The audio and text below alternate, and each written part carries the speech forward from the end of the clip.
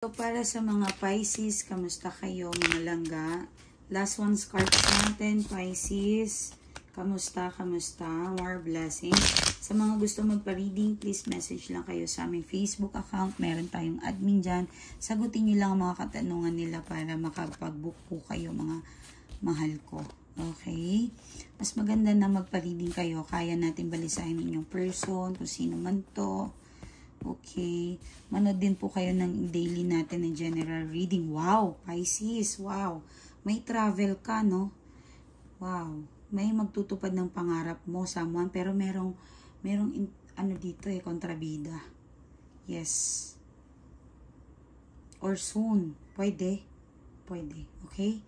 Meron someone na magtutupad ng pangarap mo. Makakabahay ka, wow, ang galing. Talagang, amazing. Na-amaze ako. And meron ditong 10 of Diamonds na ang ganda talaga. Ang kinagandaan sa mga Pisces, hindi kayo pala away. Napaka-soft ninyo. Napaka-bait ninyo talaga. Yes. Kung meron kang renovations na bahay mo, kung meron kang balak na paupahan, matatapos na daw yan. Kung nag-work ka naman, project, anything, matatapos na yan. At merong swerteng paparating sa'yo. Pagsahod, extra sahod, extra income, meron. Kung stuck ka ngayon, kung feeling mo stuck ka, magpo-flow naman yan. Huwag ka mag-alala. Darating ang panahon, meron kang 10 of Diamonds eh. Okay, matatapos din daw talaga yan. Kailangan mo pagdaanan yan.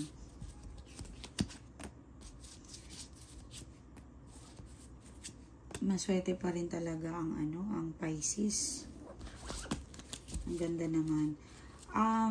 Yung Pisces kasi minsan hindi kayo marunong magsalita minsan. Hindi nyo minsan na-explain yung sarili ninyo. Okay? So, ang nangyayari, nagkakamali, nami-missing opportunity kayo. So, karamihan sa inyo, sorry ha sa words, like, inuuna yung libog. Okay? Yung lande. Okay, pause muna. Then think. Okay? So, tama ba to? Ganito. Ano muna? Lahat naman tayo may nararamdaman para sa katawan natin. But, of course, tingnan muna natin kung mabait ba yung tao na yan or be practical, Pisces. Ikaw kasi kapag nagmahal ka, talagang mahal eh. Talagang kahit sino. And, ang karamihan sa mga Pisces, maraming kids, maraming anak, and maraming karelasyon.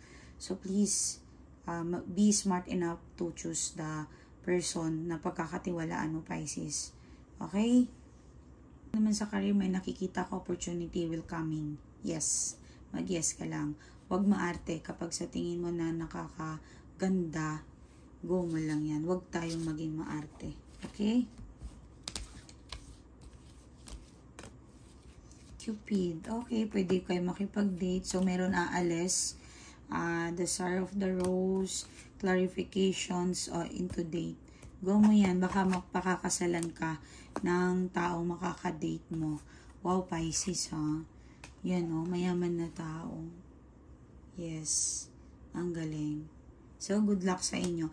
That's for today, ang ating horoscope. Kung gusto niyo magpa-reading, yes, of course, meron tayong Facebook account. Message niyo lang po kami. Nandyan po. Meron tayong admin dyan. Huwag kayong mag-message dyan sa number na yan. Facebook only.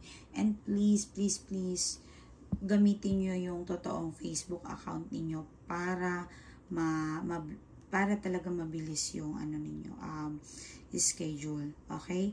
So, tinutulungan po namin kayo if ever magpaparinding kayo. Kaya namin balisahin. Kaya ko balisahin ang inyong person. Okay? And thank you sa mga angels na tumutulong sa akin. Siyempre kay God. And of course, magdasal din kayo kay God.